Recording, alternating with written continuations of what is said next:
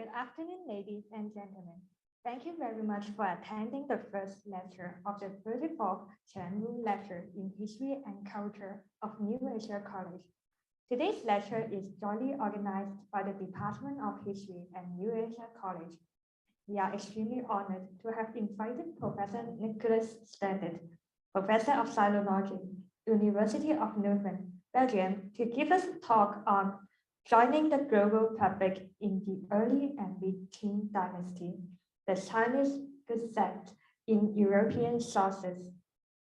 We are also very delighted to have Professor Leung Yun Sun, Emeritus Professor, Department of History of CUHK, to be the moderator of this lecture.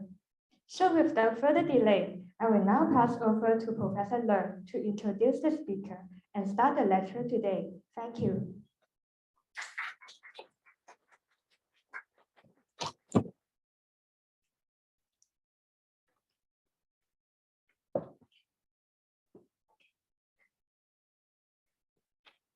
Well, good afternoon. A very warm welcome to you all who are here for our face-to-face or in-person lecture for about 3 years.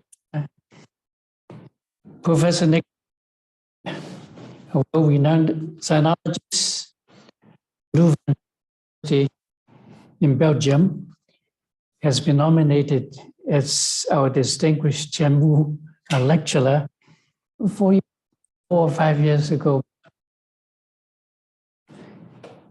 That was a long time ago. But then because of the pandemic and because of all this restriction, and then I have had person today to deliver 3 years about cross or intercultural and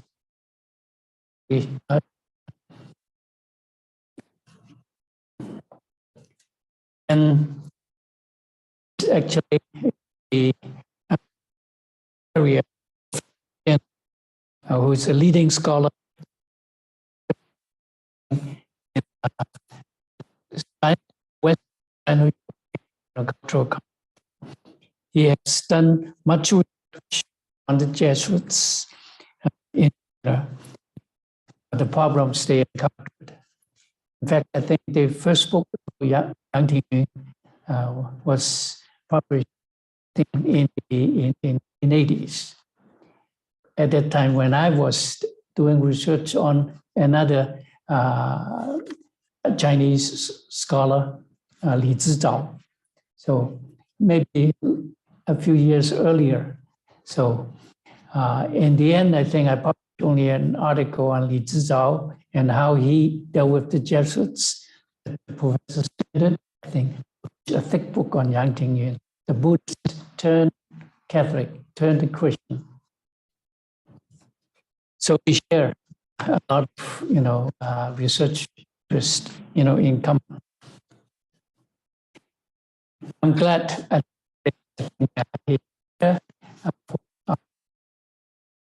New Asia Chen ship for a week, maybe a little week.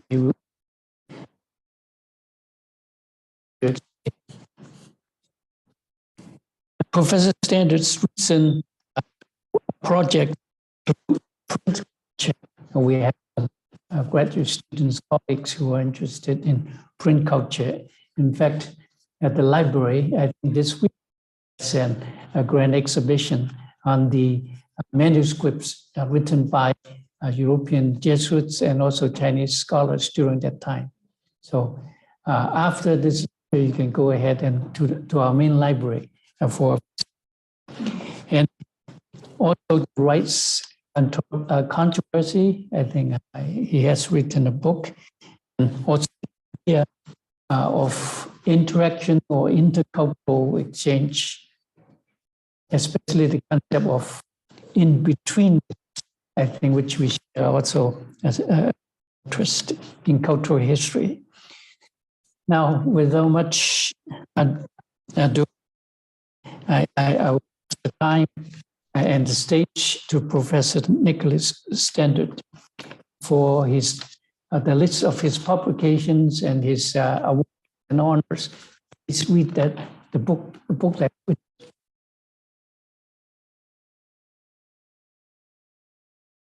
Time to.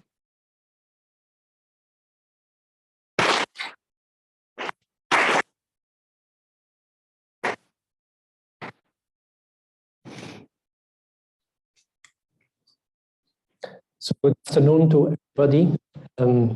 Thank you for the very kind introduction. In the first place, I would like to express my very sincere thanks to the head of the New Asia, to the Dean of the Faculty of History, to Professor for today.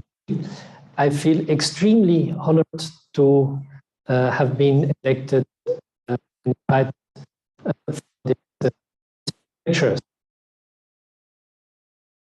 We have to wait every year. Very happy. Let's say that I cherish this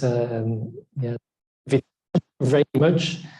And even more because I cherish also the Chinese University of Hong Kong.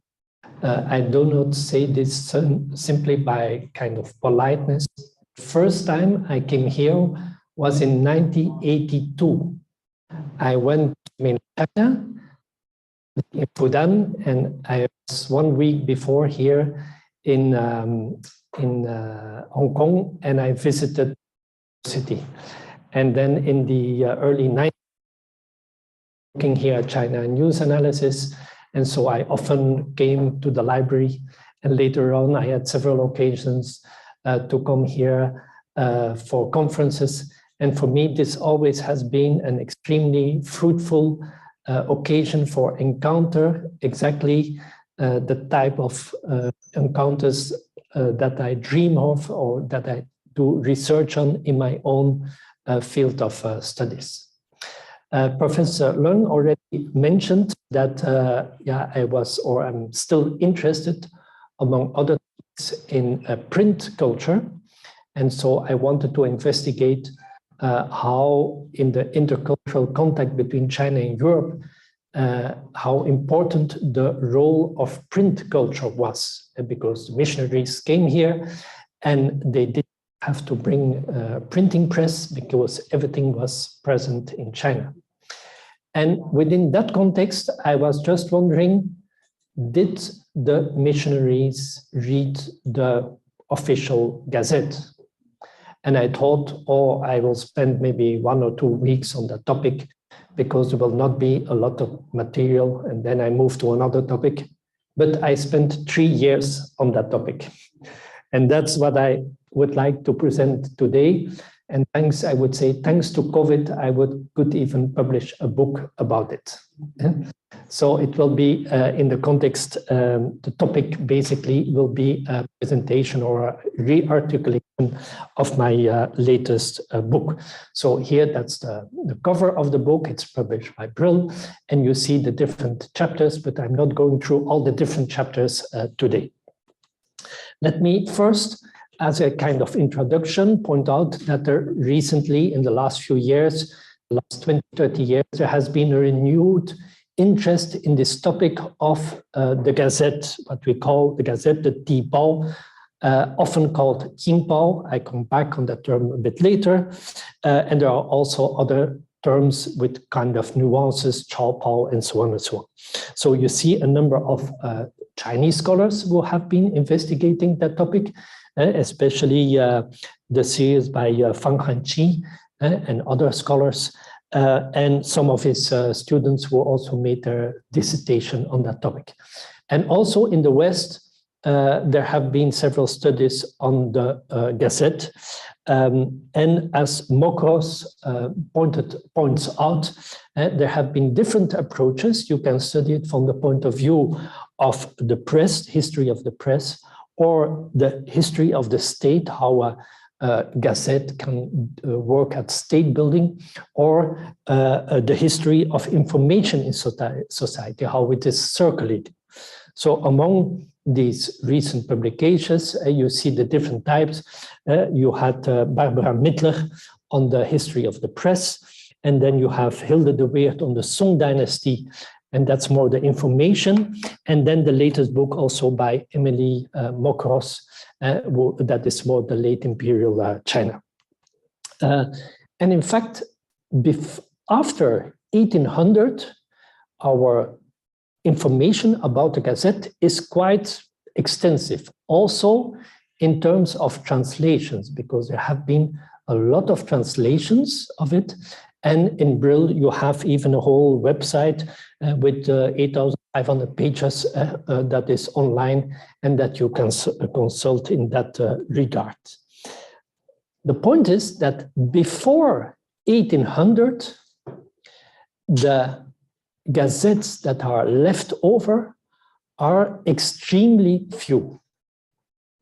Basically, it's only from the Qianlong period. And as you know, Qianlong, it's 60 years of reign. And you only have about 394 copies of the Gazette left over. So that means a little bit more than 1 year and a half. By comparison, we should not exactly make the comparison, but you have European gazettes from or newspapers from before 1800, you have sometimes complete sets. But in China, it is rather limited. And even here, what is called the Tipao from the Yongzheng period, it's not really a Tipao. So what is then the problem? The problem is that scholars, initially also, we project the name and the knowledge we have about the Gazette from beyond or after 1800, we project that on the earlier period.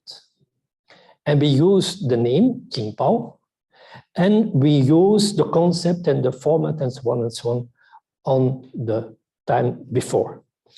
Or another way, like for instance, Hilde de Weert, where we check secondary sources, for instance, the diaries, the notebooks, the novels, to see what information is caught in it on the Gazette.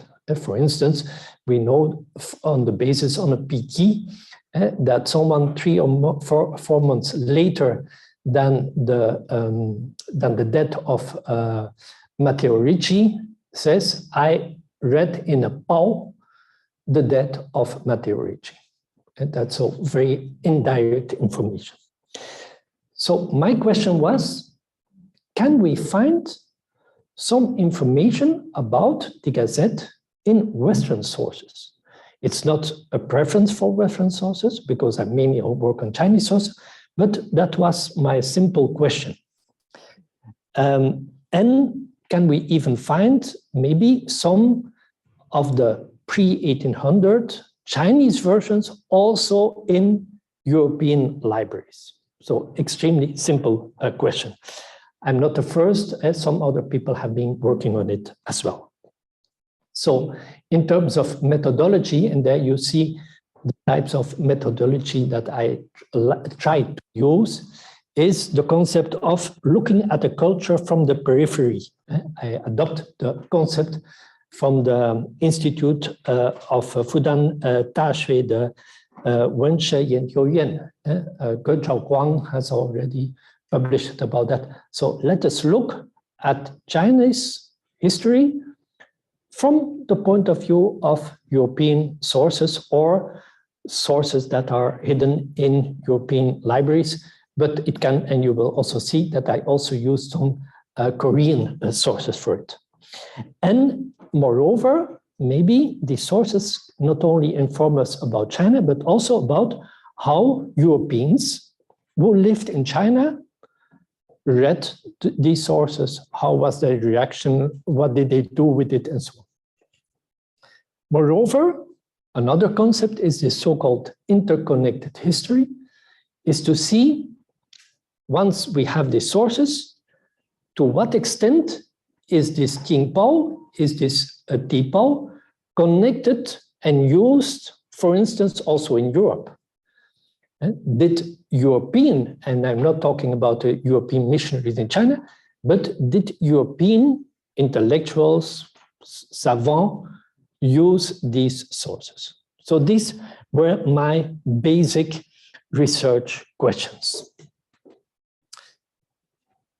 First, a final point in terms of methodology. So I've discovered quite a number of European sources. The first point then is, what is the information in these European sources? Is that correct information? In order to know that, I should have access to the Chinese sources, which I do not have. So what I did kind of bypass, namely, this is the Tipao, and then you have European manuscripts, and some of these European manuscripts were published. And the problem is that we don't have the original Tipao, except for about 8. I come back on that later. So I bypassed it, and I tried to identify the records in the Sholu to see what was mentioned in this Gazette maybe appears in the Sholu. But the Sholu is not the basis of the Tipao, because the Sholu is published or written much later. And the Tipao was usually a few days after the event with the emperor. They published or they wrote, or maybe 1 month later, but the Sholu is historically much later. So what are the basis of the Sholu and of the Tipao? That are the Qituju and the Shangyu. So when I had a record in the Sholu, I tried to find it in the Qituju and the Shangyu. And then I could check whether it was the right origin. So very concretely, you see a manuscript here. And then you can see, for instance, that's in French, C15000. And so then I tried with the databases. And so I found a record with the names. This is French translation, pinyin of that time. And then I could find it in the Qituju and in the Shangyu, Shangyu Dang. You have the same with printed sources.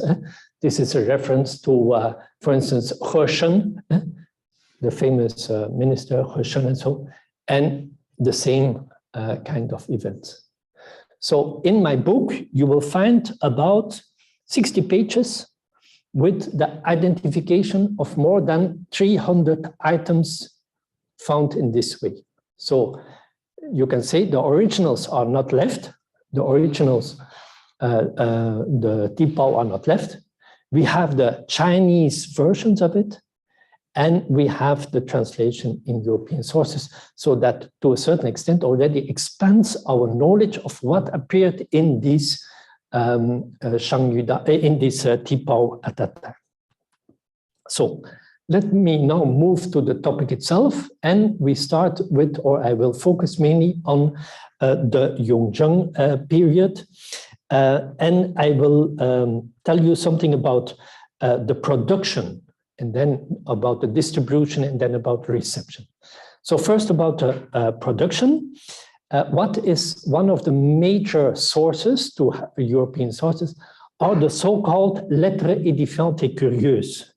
That's an enormous series. And in the lettres édifiantes et curieuses, there are 3 letters by Circonstance, who is not very well known. Basically, he has no writing in Chinese and hardly anything in French, except these 3 letters. And that's about 300 pages. And they are basically only devoted to the Gazette. So what do we find in this? And you can see that was in 1726 that it was written. So what do we find in these letters? In the first place, he gives a description of what is the content of a gazette. And you see here the list. He says, you will find the names of officials, criminal cases, expenses made, admonitions, rituals performed, and so on and so on. Very nice, because if you look at modern publications, you will basically find the same list. So he has a very good record of what was the content.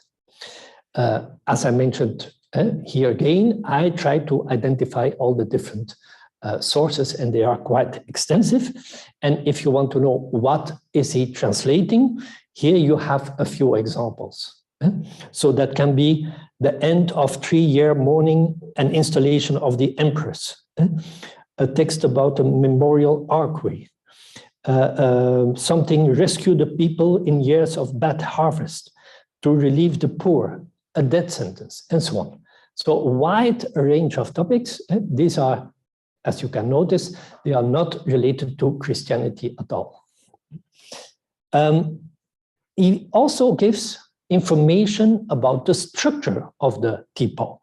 So, and that corresponds well with what we know about these early tipaos. Namely, you first have the Lunyin, and then the Shangyu, and then the Zhe, and then the Tizhou. I come back on that later. And how can we prove it, or how can we find whether that corresponds? In fact, so far, I only found one copy of what was the tipao during the Yongzheng period. And that is this text that is in the Österreichische Nationalbibliothek in Vienna. As you can see, the title is not tipao. The title is not Qingpao. Qingpao is much later. It is Tizhou Chuanlu.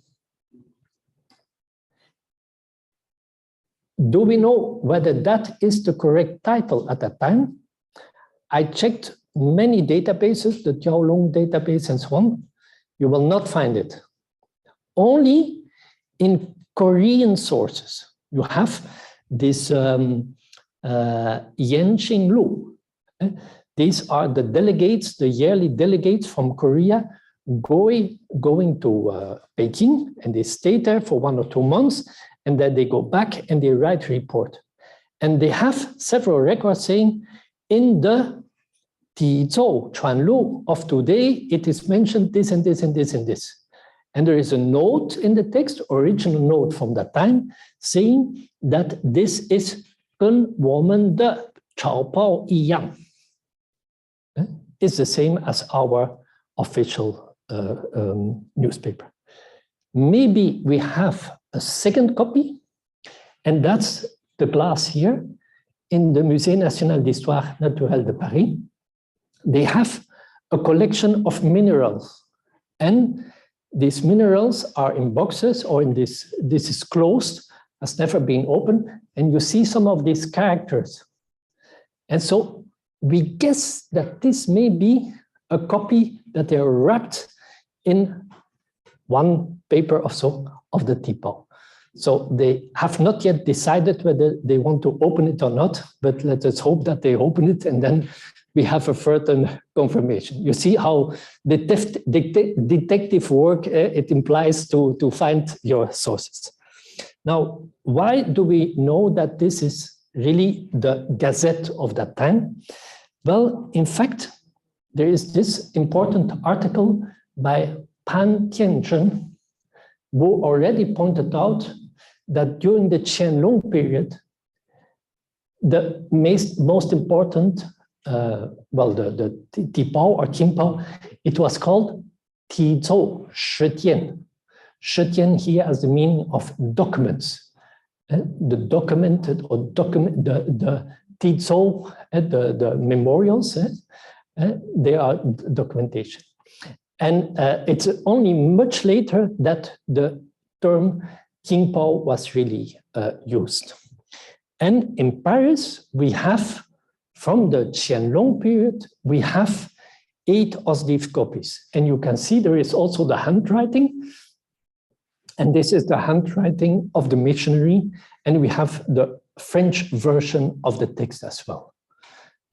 And so the Tizhou Chuanlu is the forerunner of the Tizhou Shetian. This is this one is earlier, and that's why it is the forerunner of the Tizhou Shetian.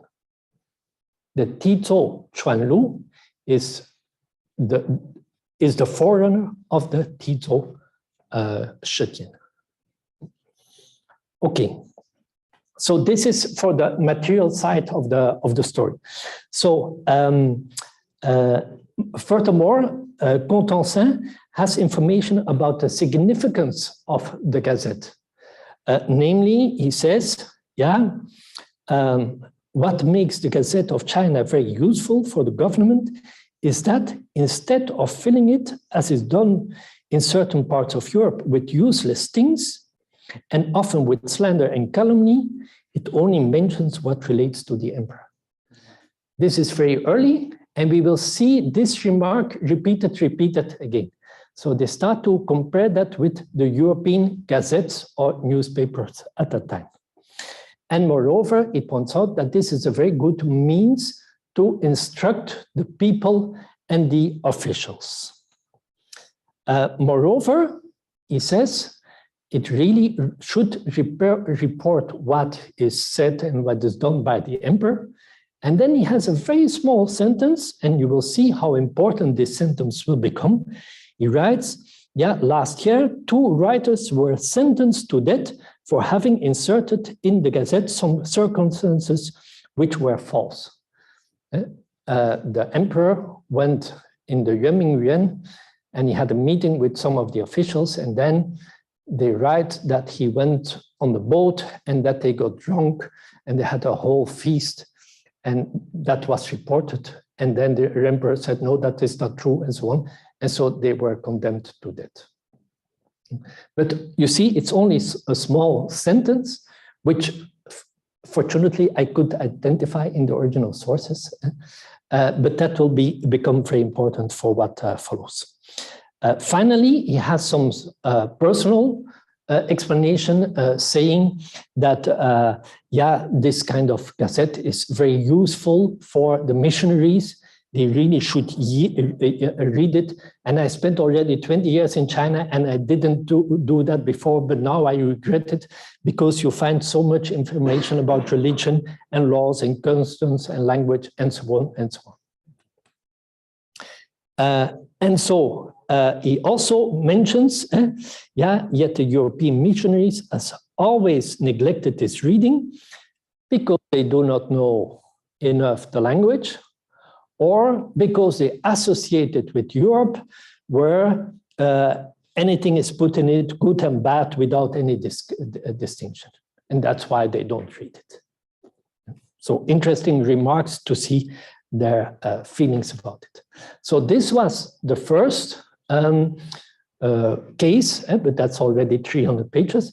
And then there is another case, and these are manuscript sources that are kept in the Propaganda Fide, the archives of the Propaganda Fide in Rome. And what is particular here, so this person is living in Canton about the same time, and they have copied by hand some complete Tipao. So that's very precious for us, because there you have not the original version, but the original Chinese text, and also translated into Italian. So they also give information about the content and about the form. There are some differences, because Contensin, he addresses it to an individual. Contensin addresses it to an individual so that he can publish it, whereas Peroni has the internal report, and that was never published. It was not spread anywhere.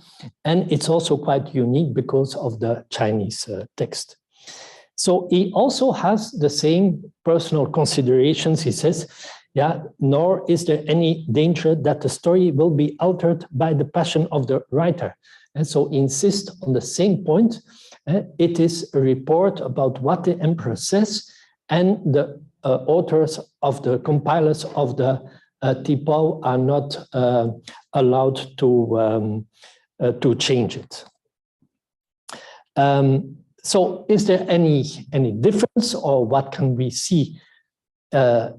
Because on one hand, they are reporting about all this, but there is also a vision that appears from behind. And so Contensin, he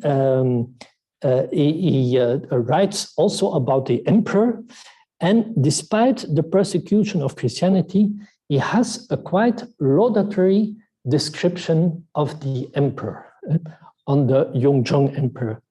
So he mentions that it is a wise government, that the emperor is in service of public utility, that there is an active bureaucracy, and we have to point out that this view is not necessarily shared by all the other missionaries or Jesuit missionaries, but he is very positive about it.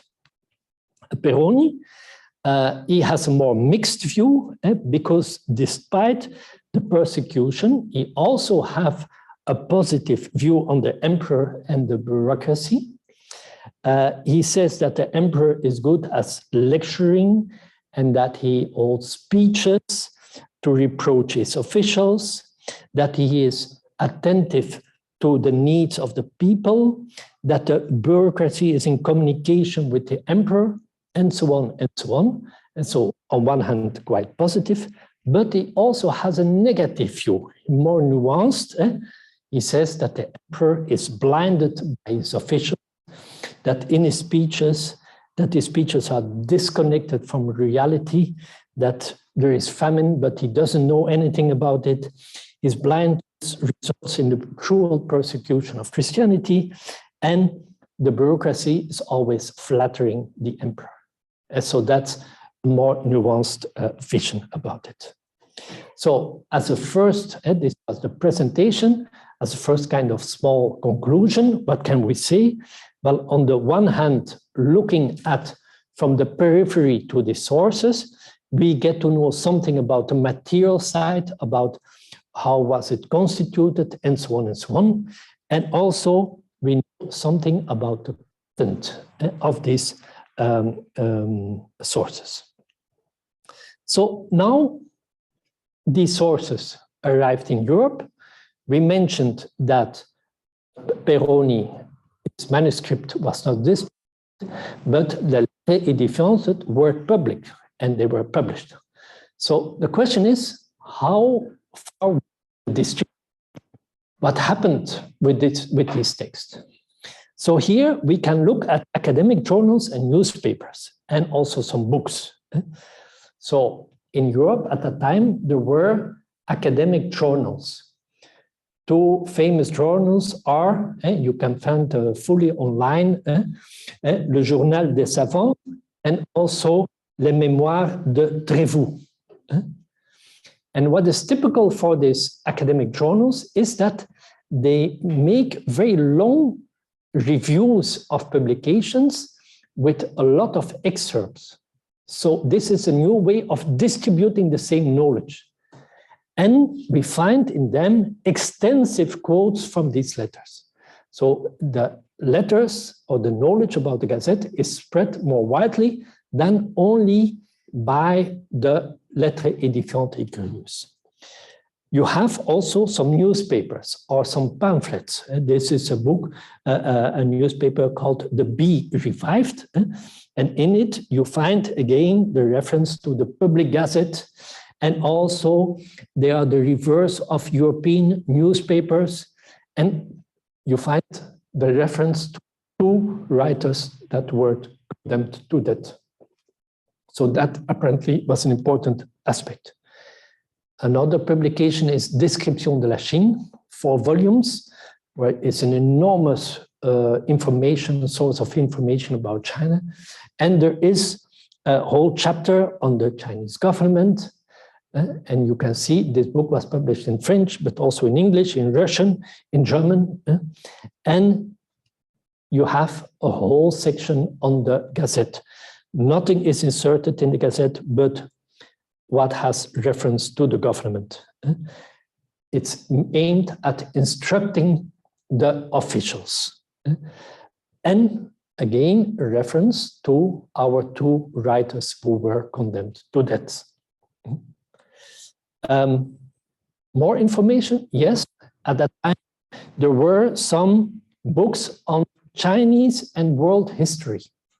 For instance, Histoire générale de la Chine. This is a collection, it's one work published in 13 volumes, more than 7,000 pages. As you probably know, in European languages, you have the Cambridge History of China, and that's about the largest collection about Chinese history in English at this moment. I think there are 150 scholars who worked on it. This work is published by one person. Translation from Chinese and from Manchu. And in fact, it's still the largest work on Chinese history published by one person since the 16th or 17th century. And again, you have a whole section. And they used that information for the Yongzheng period. They used the information from the Gazette. Another work is also Marcy, Histoire moderne des Chinois, again using these sources. So what can we say about this distribution? And here I refer to Jürgen Osterhammel, who wrote and writes, Europe was well informed about the Gazette and about events in China. Well, that's I'm writing that, but then the sentence from Osterhammel is, around the mid-18th century, the public in France and Germany was better informed about China than about many countries on Europe's periphery. So that's quite interesting to know. They were informed by these sources. And what is typical for that time is that that's Osterhammel, who extensively shows that these sources are based on original Chinese text. And of course, when you translate, there is also always interpretation, but there was a kind of attempt to let the sources speak for themselves. So to say, you want to know something about China, Du Halde also writes that, well, the best way is that we translate Chinese sources. And that's what happens also with the Gazette. And as you probably know, in modern scholarship, we tend to analyze and to criticize and so on, which is also a very interesting approach. But there is certain difference between that time and between our times. Description de la Chine, for instance, it's and Mémoire concernant les Chinois, on which I will come back. It's very impressive how many texts, in fact, were translated directly from Chinese. So this was the distribution. The next question is, but how was this information received? In fact, yeah, when you have it already in description or in this, it's already a way of receiving. But how can we have very explicitly a reception of this information about the Gazette? And here we can look at the Enlightenment thinkers, Voltaire, Montesquieu, Quesnay, and another text on which we'll come back. First is Voltaire. Voltaire is, of course, one of the most important Enlightenment thinkers. And what is interesting is that Voltaire wrote a lemma on the Gazette in the very famous Encyclopédie de Diderot. That's the famous encyclopedia of Enlightenment thinking. So the section on the Gazette is written by Voltaire. And what does he write? He says, well, where comes the Gazette from? That comes from Italy, from Venice. the name at least, where you had to pay for one piece of paper with some news, a Gazette, that was a coin. And then he adds, yes, but such journals have been established in China from time immemorial, and the Gazette of the Empire is printed every day by order of the court. So immediately joins the Chinese information in the Encyclopédie de Diderot. So the first question is, did Voltaire read the sources that we have seen so far? We have proof of it. Why? Because the library of Voltaire, after his death, was bought by Katerina from Russia and brought to St. Petersburg. And in the 70s and the 80s, the Russian scholars were not allowed to do, let's say, reflective work. So they did a lot of editing work, and they published the collections with all the notes in the books of Voltaire. So you have them directly access to it. And then I contacted them, and here you can see these are the paper slips in the books, in the work Lettres édifiantes et curieuses, and we can see the notes that he made regarding the Gazette. Like in this case, and here you have another case that he's mentioning, and that's handwriting of Voltaire. So we know that he read these sources. So what does he write about the Gazette? In his most famous book, Essai sur les mœurs et l'esprit des nations, that book is very, very important in terms of history, because Voltaire, that's a world history, and instead of putting the Middle East and the place of where Christ and Abraham and Isaac and so were, no, he puts China first. He says that was the most ancient country at that time. And he has reference to the Gazette. The Journal of the Chinese Emperor is the most authentic and useful newspaper in the world, since it contains the details of all the public needs, resources, interest of all the orders of the state. And so he gives a lot of information, or he uses a lot of information about the Chinese government, the imperial system, and so on. And what happens is that Voltaire is thinking about what is the ideal government, and he uses this information of China to construct his own view on the ideal government, and not on China itself, but on the ideal government in his idea. So he writes, the new emperor surpassed his father in the love of laws and the public good. No emperor encouraged agriculture more. And there is a whole dispute in France. The different types of government, and you have among them the despotic government, and you have a monarchy and a despotic government and so on. And so they discuss whether China is a despotic government or not. And so according to Voltaire, there is no evidence of a despotic or arbitrary government, because you have a monarch who governs relying on subordinated administrative boards. And so he praises the examination system and how everything acts through the system of the bureaucracy. And so that's his opinion about it. We move to Montesquieu. In my book it's much longer, but I just give a few ideas about it. Montesquieu, we have again the same references, whether to as a proof that he read the Lettres édifiantes et curieuses. So, and that's in the manuscript, the Geographica. He is the opposite view in this discussion. He uses it as an argument also regarding the ideals of a governance, and he points out at the limits of the juridical system.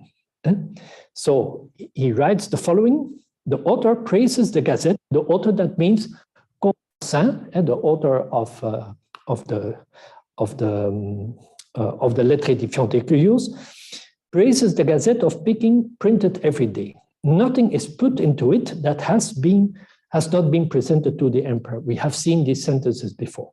And then he writes, 2 writers were published with death for putting false circumstances. The judgment of the tribunal was founded on the fact that they had been disrespected the emperor, which is a capital crime. And then comes the remark by Montesquieu: nothing so dangerous as these vague laws. The disrespect is an arbitrary thing. So he is very much opposed to an arbitrary juridical system. And so he uses that case. You remember that was just one sentence in the 300 pages, and that is always repeated over and over again to make his own argument. So he writes in Esprit des Lois, if the crime of high treason be indeterminate, this alone is sufficient to make the government degenerate in an arbitrary power. So he is of the opinion that China is a despotic state whose principles are to fear. And so that's an opposite view than Voltaire. And then we have Quesnay, which is an other thinker, Enlightenment thinker, so-called physiocrat, and physiocrat that refers to those who are interested in especially agriculture, the agricultural economy. China was really a model for agriculture economy at that time for European thinkers. And he has a whole text on the despotisme de la Chine.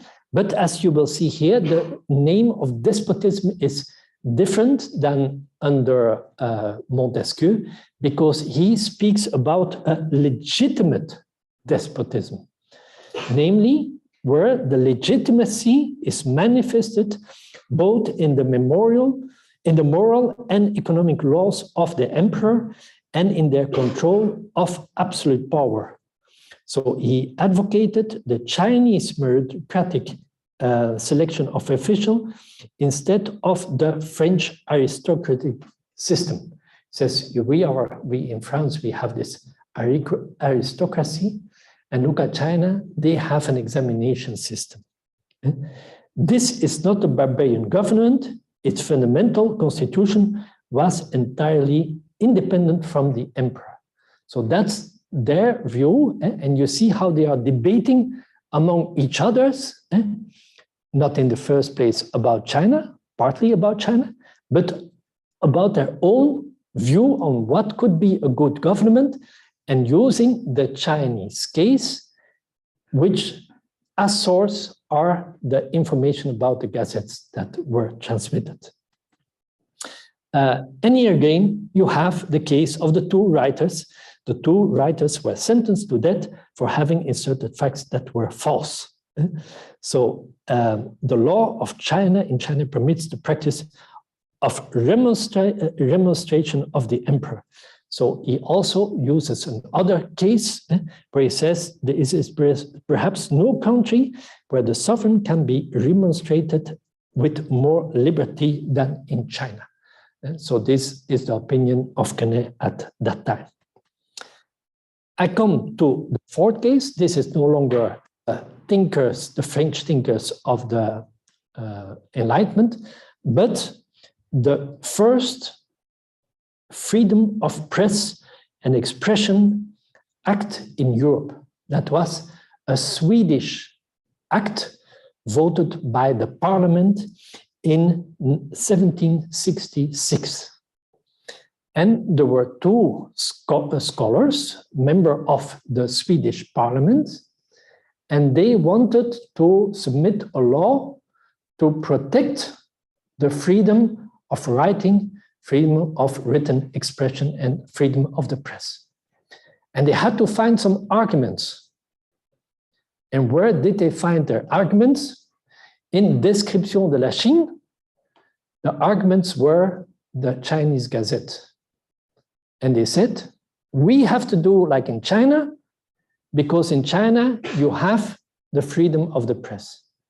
And we have to adopt that. And that's why we have to vote this law. And this is what happened. The freedom of writing, of the press, and of the information had been in existence in China since ancient times, and had contributed substantially to the wealth and stability in China. So these are texts from that time where they say, and we have to do that. And that's how in Europe you had the first law on the freedom of writing and of the press. So as you can see, you have different opinions. This is the reception.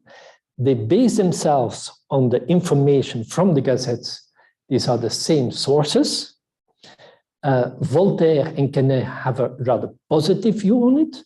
Montesquieu is negative view, and the two parliament members of Sweden, they use it actively to promote the freedom of the press. I quote again Osterhammel, who says, very often we have been talking about Europe, you have the xenophobia, the xenophilie, with those who like China, who reject China.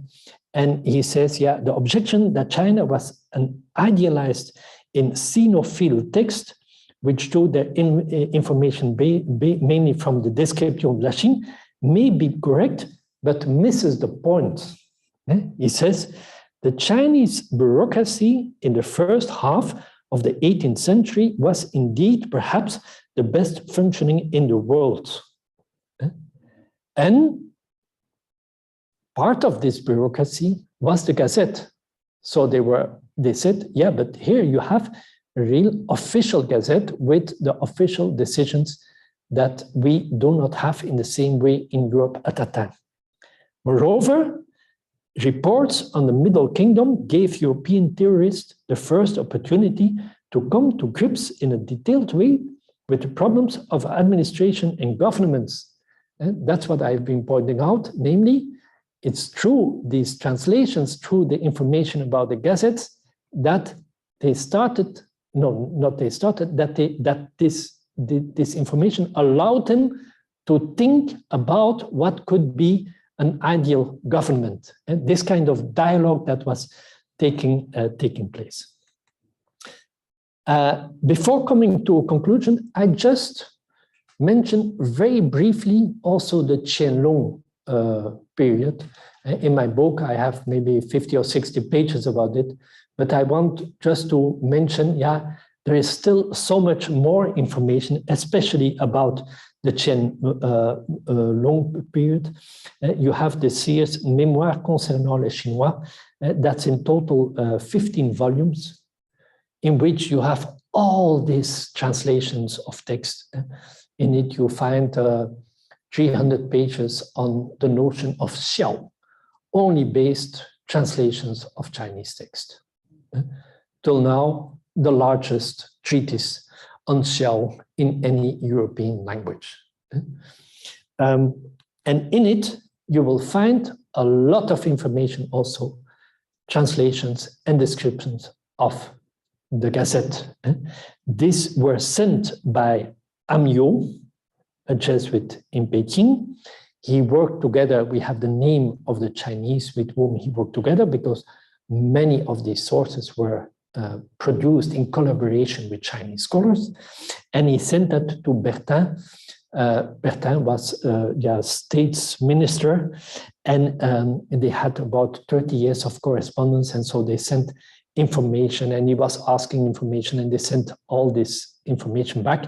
And among that information sent to Europe were these few pages of the Tito Shetian, that are in the National Library in Paris. And I just want to make reference to this.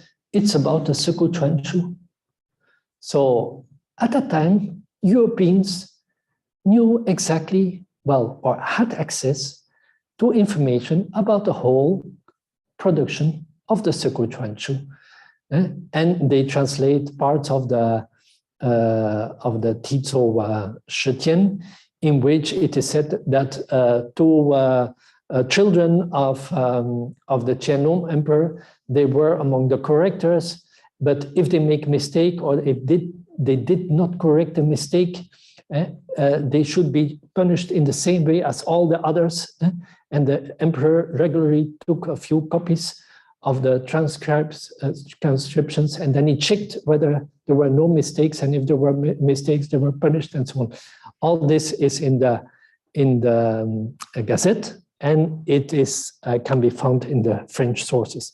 Moreover, Bertin says, yeah, and I talked about it with the French king, and he found it was so interesting. And the king has read all the extracts of the Gazettes with pleasure. Of course, this is a small note, but you see that they exchange about it.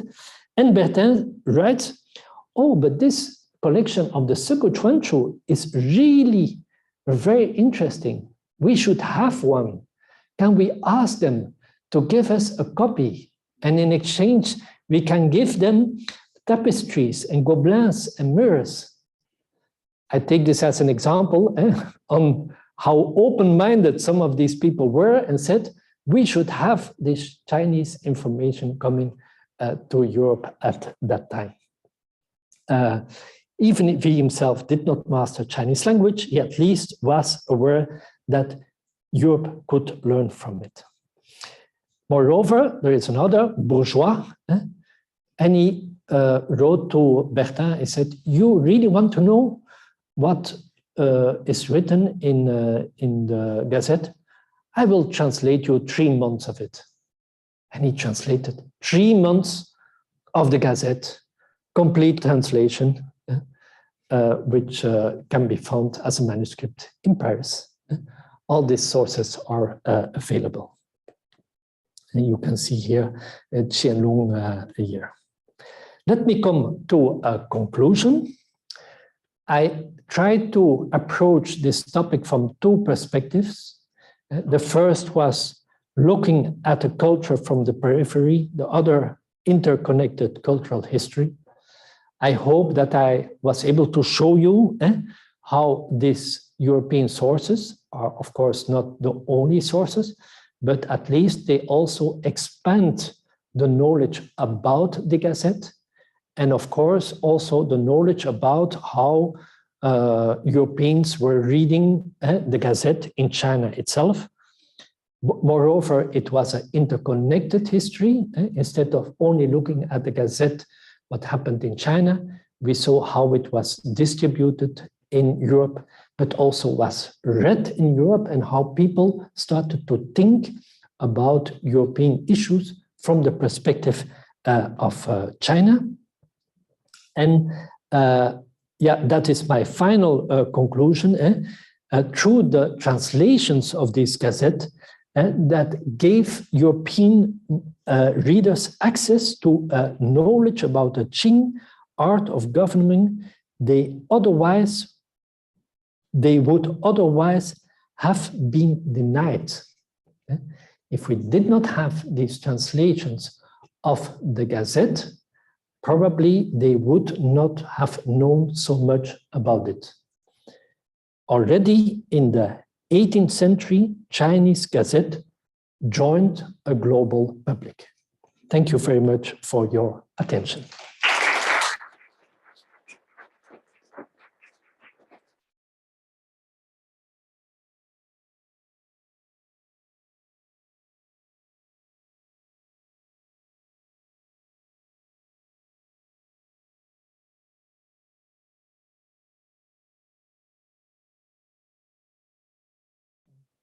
Interesting and also insightful lecture on intercultural history and cultural exchange between Europe. And you see Europe as a global public already, even though maybe some people. That's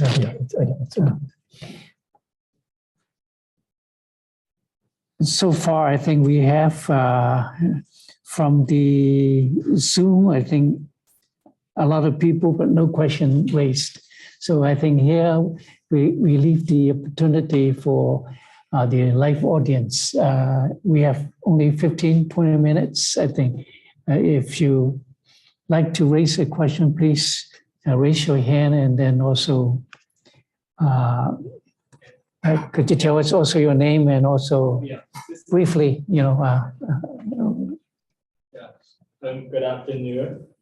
Okay. Yeah. Okay. Yeah. Thank you, Professor Standaert. Thank you, Professor Yang. I want to, this is Pen. I graduated from Indian University in the political science. And last you introduced about your topic as a subject. I want to ask you one question on the perspective of politics. You know that politics is about the interest, and this is very key point between the two countries or two. I mean that between China and Europe. Europe is pretty right topic in the perspective of intellectual or philosophy. I still want to in the politics. Yeah.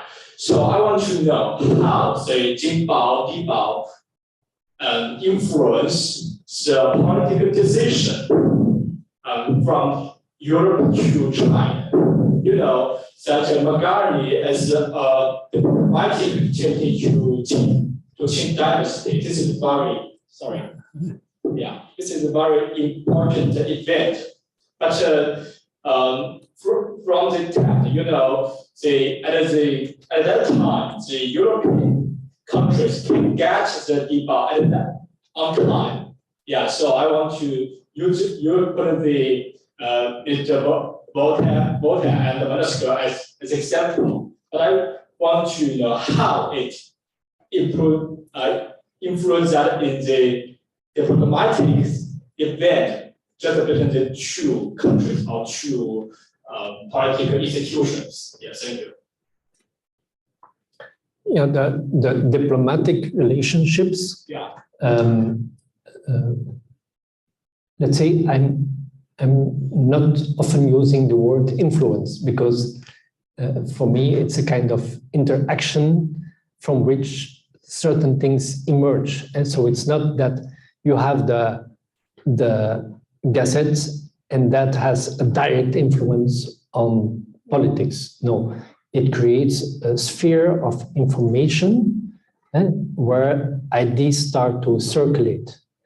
Now, I must say that I'm not very well aware to what extent the McCartney expedition was within these discussions related to the Qing.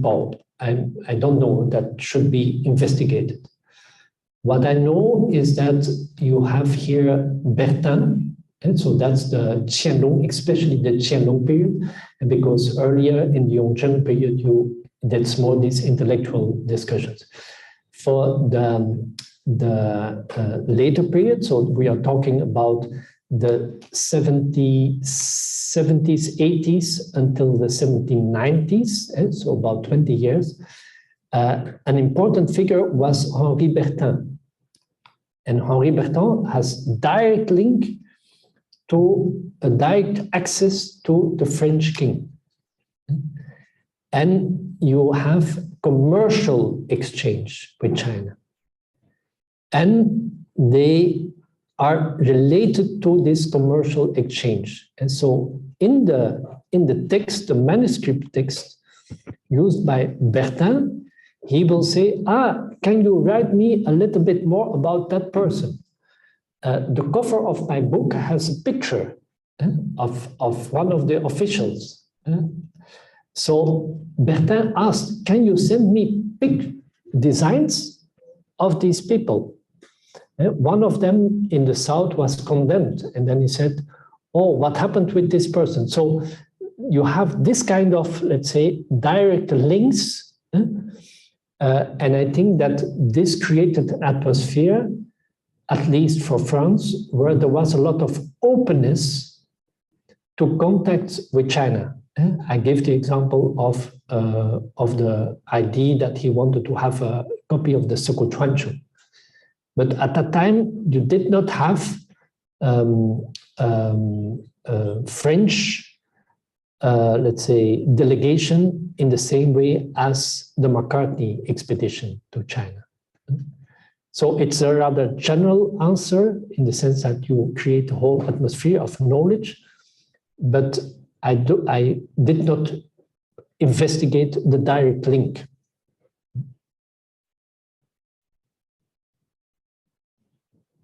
All right, there's a hand over there.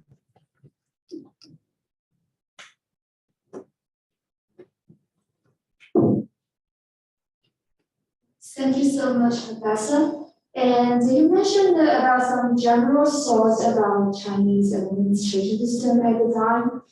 And I wonder, are there any very specific events or issues that maybe reported in the Dibao?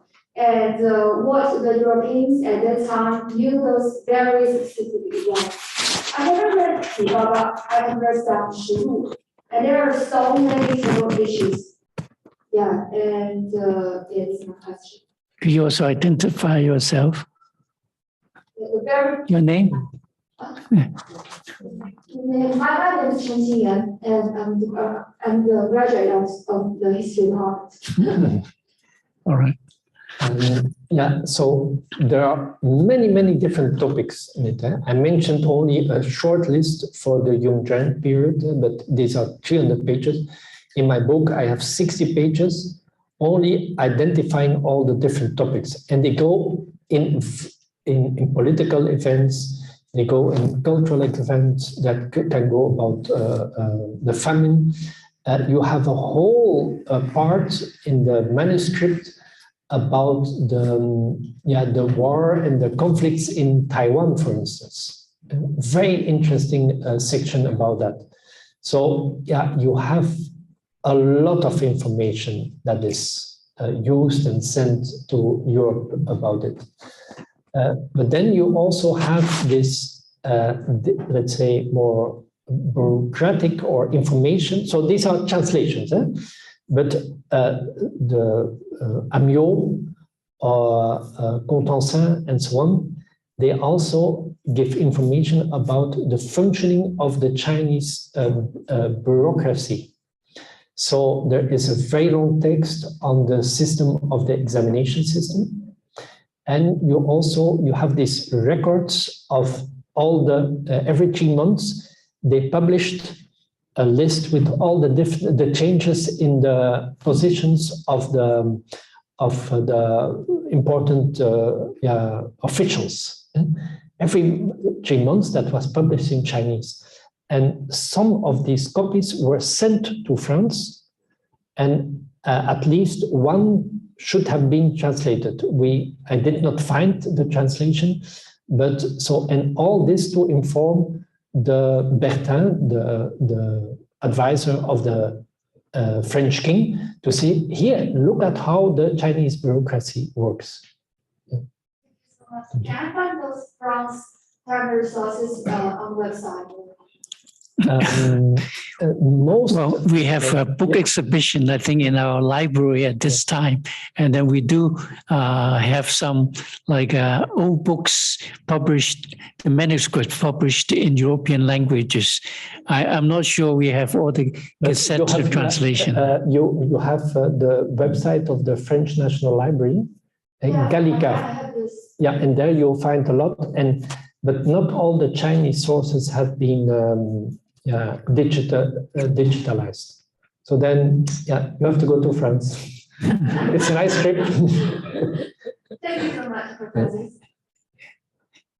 And then you have also Latin, Spanish, and German, and all these languages. Professor Four? Thank you very much. detailed reconstruction of the passage of knowledge. But to get straight to my point, I focus on the Gazette of Beijing. We will not be guilty of overloading things because for Europeans are not only getting information from the email, they already knew quite a lot from Chinese sources, and they had years of knowledge accumulated from the Jesuit bishops to China. So your newspaper knowledge from China is really being overlaid on a very, very solid background already. So if you take that into consideration, where would you put the detail, the sort of knowledge you're talking about today? So I think you're right that it is somehow overloaded, and that's part of the survey I made. I started to, is this used, and then I just, was it also distributed, and then was it also received, and then of course I only focused on the references of the Gazette, for instance, in Voltaire, and Voltaire writes much more about China and also from other sources. And so I completely acknowledge that, but it's part of, I would say even a fun survey that you really follow one line. The idea behind was it,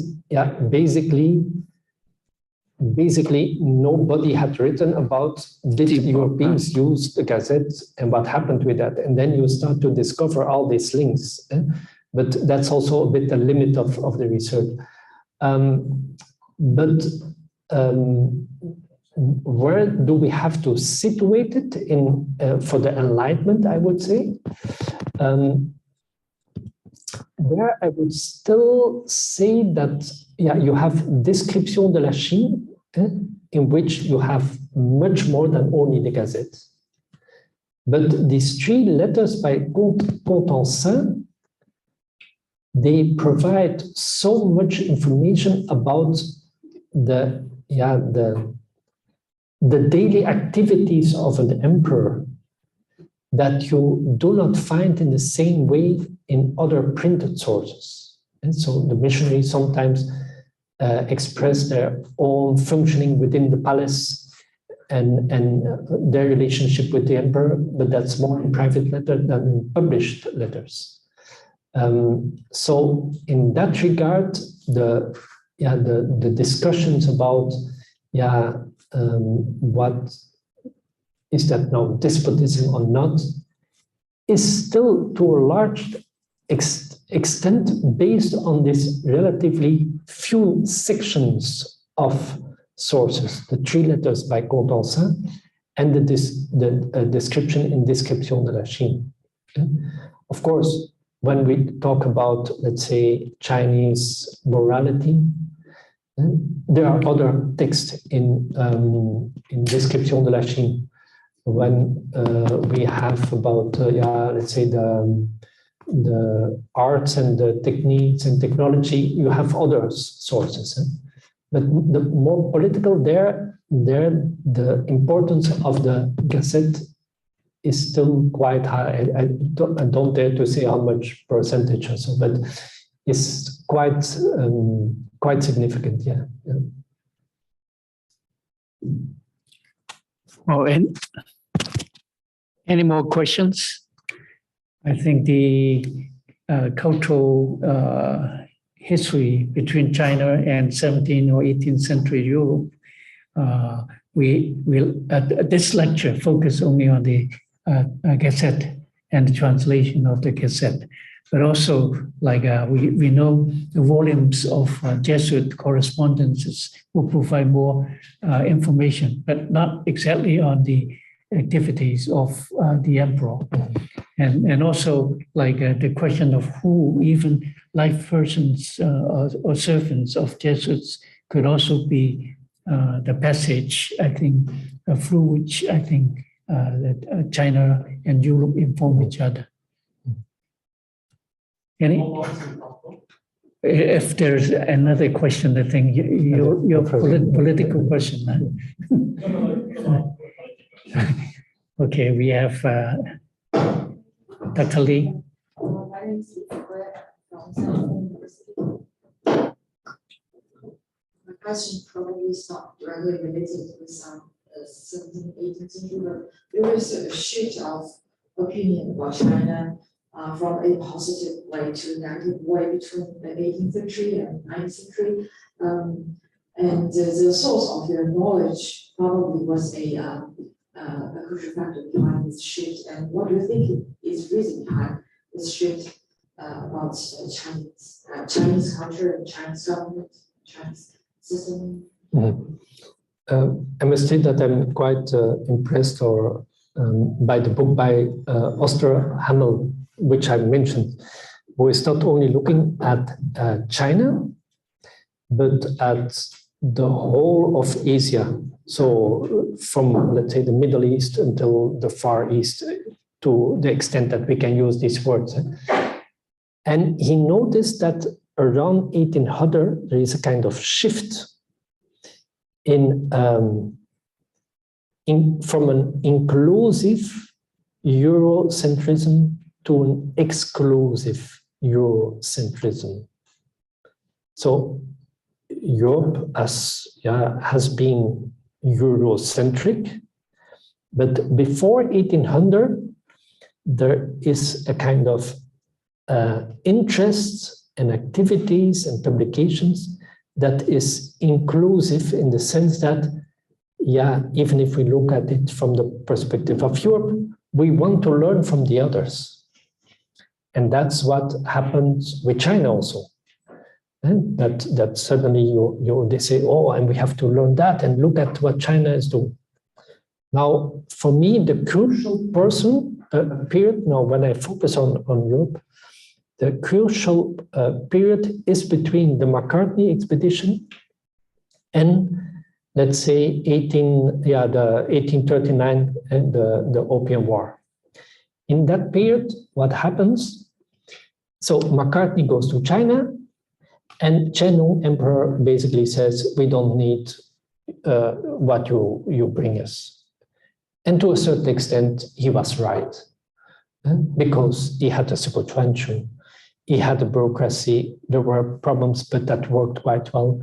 He had the economy, there were problems, but that worked quite well. Europe was looking and saying, he had palaces with reproduction of even Versailles. He had paintings, everything you more or less wanted. I'm exaggerating a bit, but that's to enter into his mind. But then, after this Macartney expedition, it's not due to Macartney expedition. You have to look at what happens in Europe. You have the French Revolution.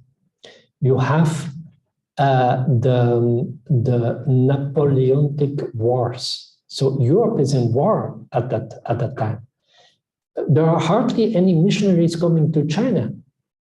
There is the development of the industrialization that starts. There is the whole idea of progress.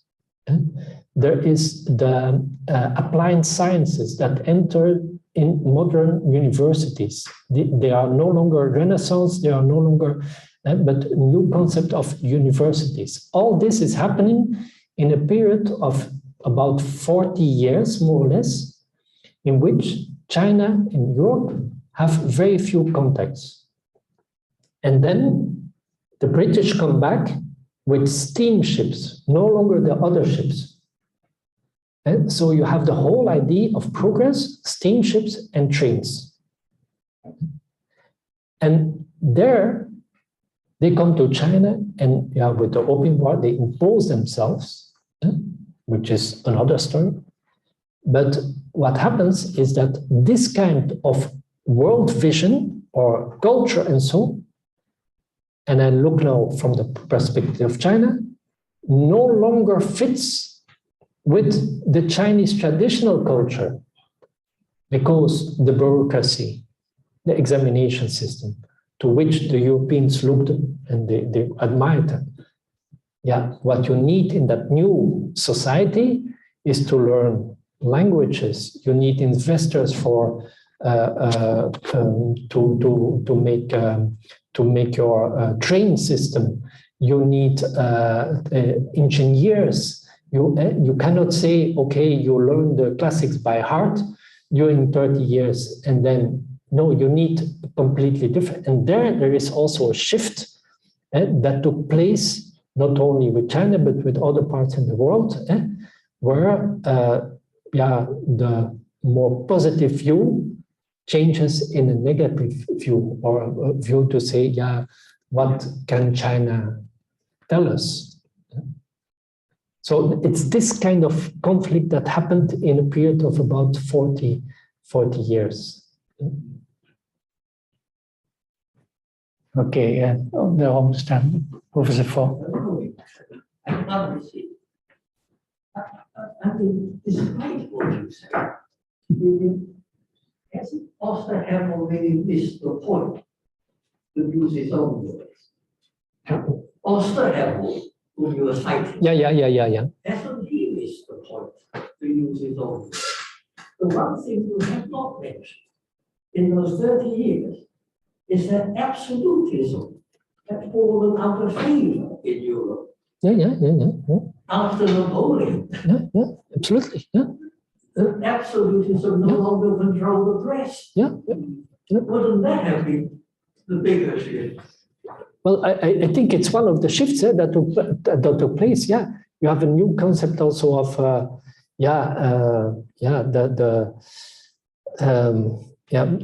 I'm from Belgium, and that was at that when we are a very young state, and that's 1830, and that was constitutional parliament, a constitutional parliament. So it's not the king who is the most important; it's the parliament. That was very, very modern at that time, where you have all these different new, but all this comes together because it's economy, it's also with Napoleon besides the war, but you have the Napoleonic Code, which regulates the whole administration until today. So these are really new concepts of a society that that brings the whole thing in another balance. All right, time is almost up. So I think if anyone would like to ask the last question, if you want, gives you another minute. No? No, sir. Sorry about it. I think so my question is very interesting. That is, on the start of your lecture, I remember you mentioned 1800 is a very important year, right? That period. So I mean that you mentioned people deal with the document after the 1800, and then you want to shift the way to deal with the materials, right? So I want to know that what is the specific skills details about these two previous materials, and how you deal with that specifically. Yeah. So it is not the year 1800. It is around 1800 because for instance, the Tito Shutian that goes until I think 1805 or 1815, and so it's around that period. The point is that from the, let's say, the Western European point of view, is that regarding to the Gazette, we have many European English sources because from the 1830s, many of them are translated into English. And that is related to the existence of the Qing. So that coincidence. Before that, I taught there were no translations, and you have a different type of Tipao, which is not the Qingpao, but which is the Tizhou Chuanlu and the Tizhou Shitian. So that makes, regarding to my topic, the difference. But in order to do that, and that's a methodological question, inspired also by this Professor Pan. So we often have to forget about the Qingpao. What I did in the beginning, I had the Qingpao in mind. But sometimes you have to say, no, I forget about it. And I try to find what was specifically for the period before. So that's kind of methodological way of doing. Forget about what we have in our mind. All right, just a piece of information. I think at CUHK, I think we have a translation department. We have a research team working on the relationship between history and also the translated material, starting with 1780s, 1790s, the Macaulay mission, led by Professor Wang Wangji, I think Lawrence Wang. I think they published several volumes already. Very good. So, but then the Q&A and the dialogue could continue on for forever, and you still have your chance, because Professor Standaert will be delivering the second lecture and the third lecture, and the second one on Friday and the third one on Sunday. So we like to show our appreciation and our thanks to him for today's very first lecture. Thank you very much. Thank you for your time. Thank you, Professor Standaert and Professor Leung, for this inspiring lecture. And thank you all again for coming. Professor Standaert will be delivering 2 more lectures on Friday in CUHK and Sunday at the Hong Kong Central Library. So please feel free to come again. You can find the details of the lecture in the booklet. And lastly, please help us to fill out the questionnaire by scanning the QR code on the screen. Thank you, and look forward to seeing you again in the future.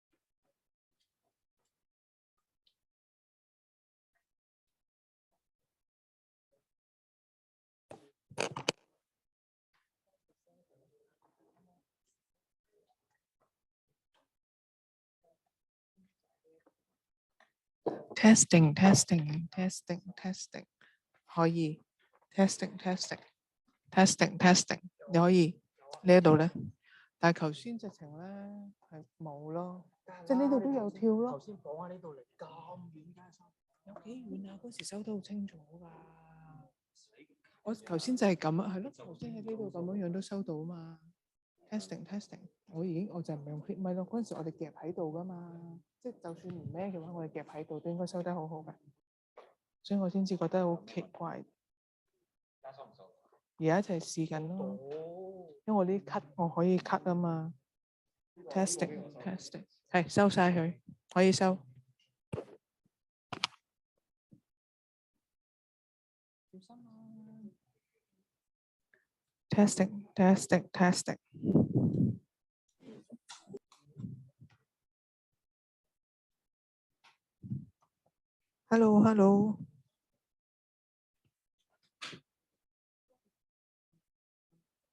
點解呢度冇聲嘅咩？有咯喎，頭先 testing testing 咧，頭先係冇嘅喎，頭先係好細咯，頭先而家都好細啊。係啊，咪就係話而家就係咯。但係嗰陣時我哋叫佢哋啲講者係咁樣 clip 喺度，即係以前未有呢個嘅時候係 clip 喺度嘅喎。我係覺得咧，白色嗰輪就係虧啲，黑色嗰輪收好啲。不過我哋全部黑色嘅，可以收穿埋。